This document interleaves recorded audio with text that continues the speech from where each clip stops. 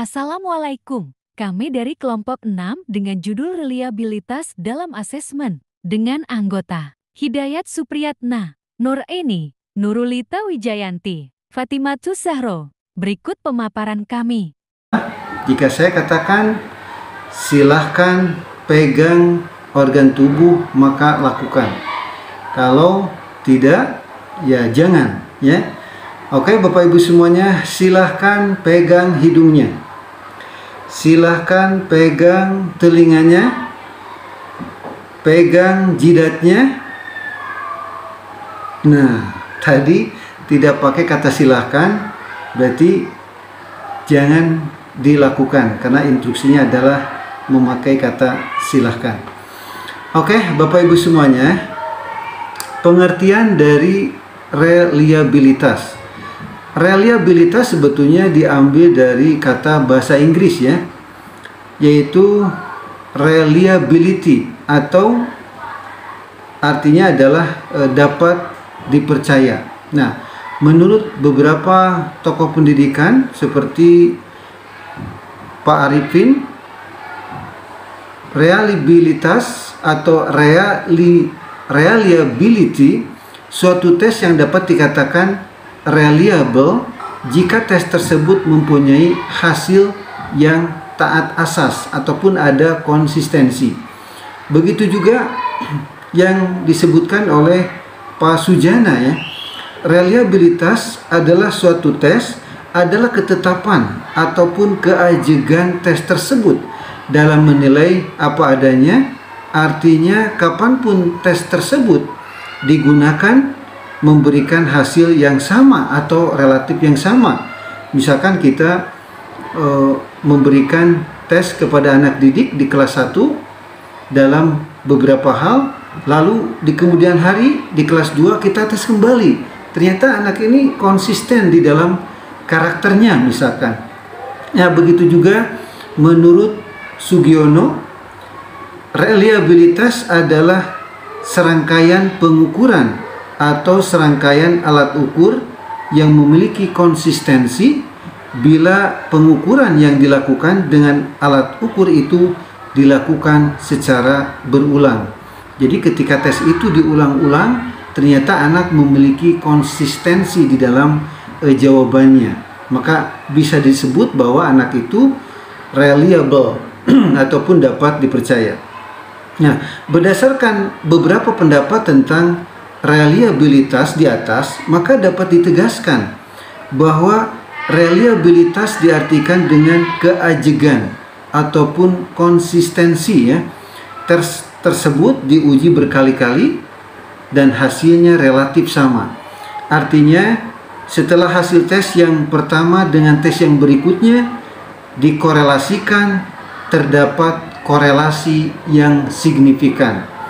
Nah, yang kedua, sedangkan yang mengartikan dengan keandalan ataupun reliability atau ketetapan itu jika ia dapat dipercaya, ya, konsisten atau stabil, juga produktif. Selanjutnya ada jenis-jenis reliabilitas. Yang pertama yaitu reliabilitas stabil. Reliabilitas ini mengacu pada waktu. Yang kedua, reliabilitas terwakili.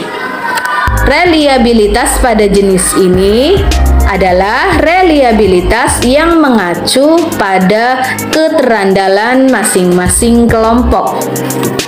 Dan yang ketiga, ada reliabilitas seimbang.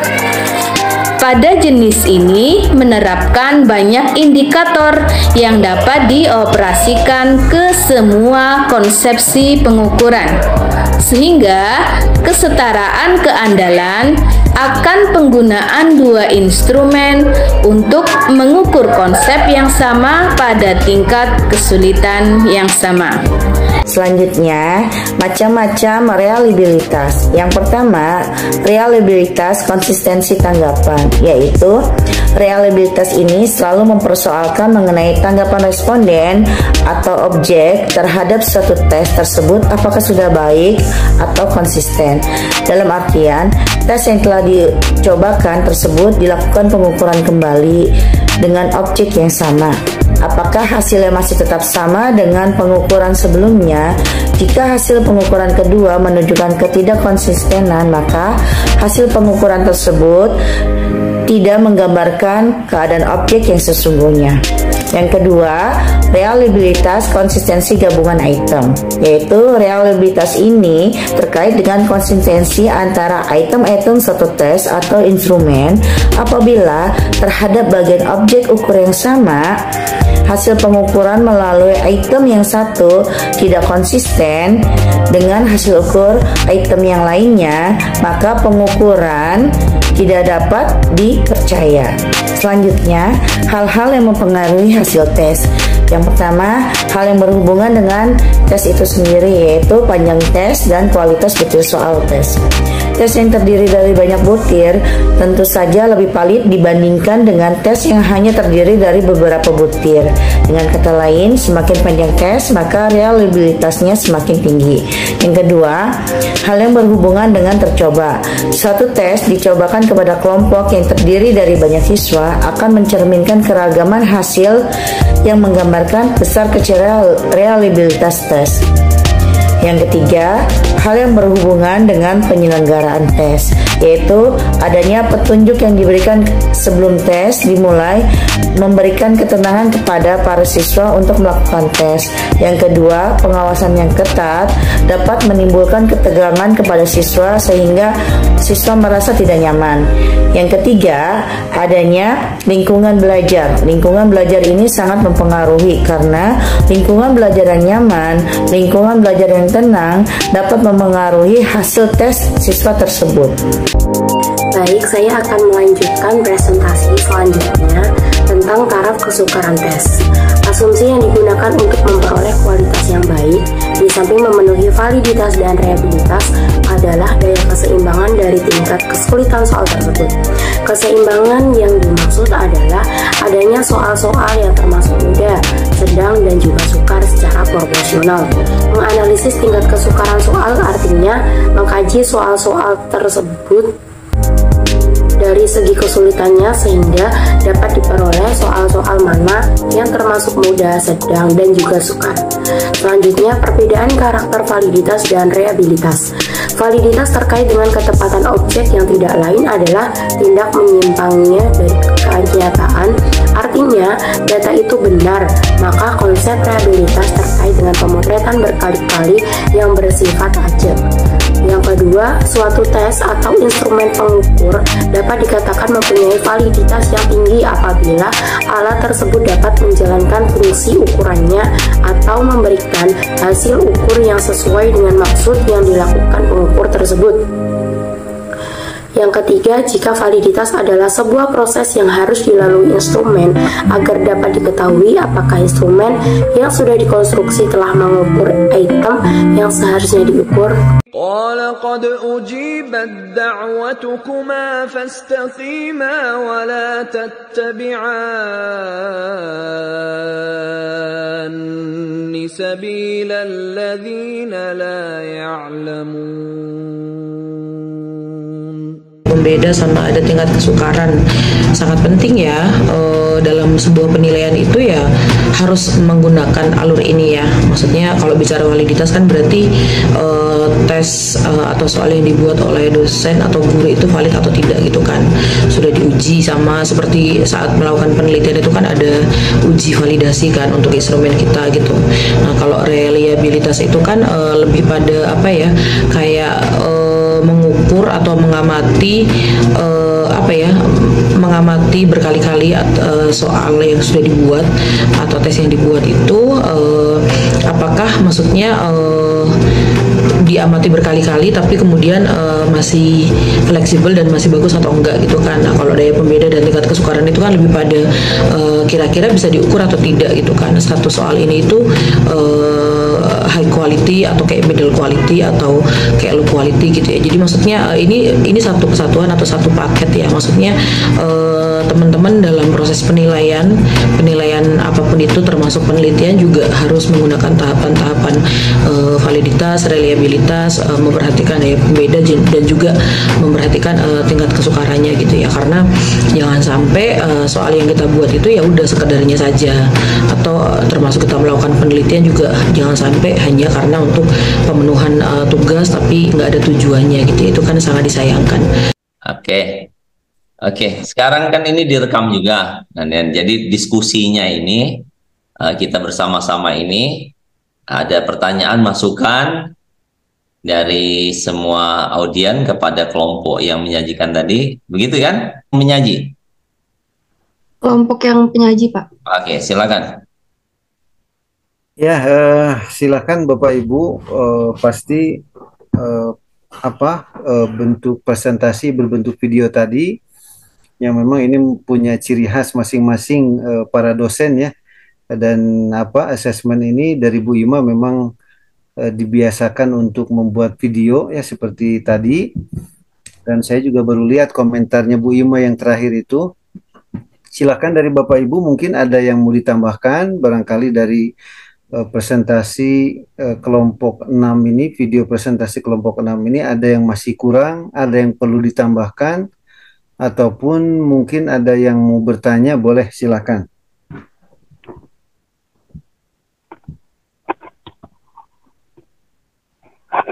Kalau tidak ada berarti kita tutup. Kalau nggak ada kita ngopi-ngopi. Bu Repi tuh. Berarti sudah mengerti. Oh ya, Bu Repi, mangga silakan. Iya nih, ya, Assalamualaikum warahmatullahi wabarakatuh. Terima kasih atas waktu yang telah diberikan kepada saya. Saya hanya ini aja bertanya apa hubungan antara validitas dengan reliabilitas pada penilaian hasil belajar siswa di sekolah. Hubungannya antara validitas dengan reliabilitas. Maksudnya dipakainya itu pada saat apa gitu. Iya. Iya, pada penilaian hasil belajar siswa. Mangga, Bu Aini, ada yang mau menjawab atau Bu Fatimah Tuzaro? Izin jawab. Ini Ibu untuk validitas sama reliabilitas kan validitas itu kan keaslian ya, maksudnya kebenarannya gitu. Nah kalau itu kan kalau reliabilitas konsistensinya. Jadi untuk di sekolah bisa dipakai saat kan ada daya pembanding DP, TP ada ya. Itu di analisis nilai Bu. Di skor penilaian ada analisis yang Merdeka Belajar ada. Iya memang ada. Maksudnya implementasinya gimana gitu Bu? Didiskusiin kan. Maksudnya didiskusikan bagaimana gitu. Mungkin di saat penilaian kan ketika kita sekarang kan asesmen ya namanya di Merdeka Belajar ini. Saat penilaian ini kita menguji seberapa kemampuan siswa Bu. Jadi nggak cuma sekali. Ketika uji satu sama kayak yang tadi kan ada yang berulang tuh. Reliabilitas yang berulang tuh yang jadi ketika satu diuji hasil konsistensi sama dengan yang kedua berarti itu keajegannya teruji. Kalau misalnya tidak sama atau tidak validitas berarti tidak termasuk ini tidak valid gitu ujinya. Atau mungkin yang lain bisa bisa ditambahkan sama yang lain Bu Nurlita, Bu Fatimah.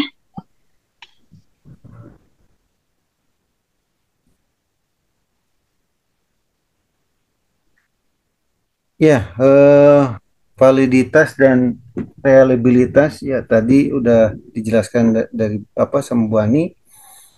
Jadi kalau validitas, seberapa konsisten hasil penelitian saat diulang dengan cara yang sama. Nah, mungkin seperti itu Bu Revilia ya. Iya Pak. Gimana Bu? Iya. Ya seperti itu Pak. Iya. Terima kasih Pak. Saya pernah bertanya juga, evaluasi itu yang baik, yang bagus itu seperti apa? Nah, tentu tidak ada jawaban yang terbaik dan yang baik atau yang kurang baik, yang tidak baik gitu ya. Tapi akan sangat ditentukan oleh situasi dan kondisi ya. Soalnya, waktunya, tempatnya, orangnya gitu ya. Pentingnya reliabilitas dalam pengukuran untuk menunjukkan sejauh mana suatu alat pengukur dapat dipercaya atau diandalkan. Hal ini menunjukkan sejauh mana hasil pengukuran itu tetap konsisten bila dilakukan 2 kali atau lebih terhadap gejala yang sama dengan menggunakan alat ukur yang sama. Terima kasih kepada pertama, Bapak dosen Dr. Misriandi, M.Pd. Kedua, Ibu dosen Dr. Sri Imawati M. PD. Ketiga, rekan-rekan mahasiswa S2 Magister Pendidikan Dasar UMJ. Billahi fi sabilil haq fastabikul khairat. Wassalamualaikum. Terima kasih.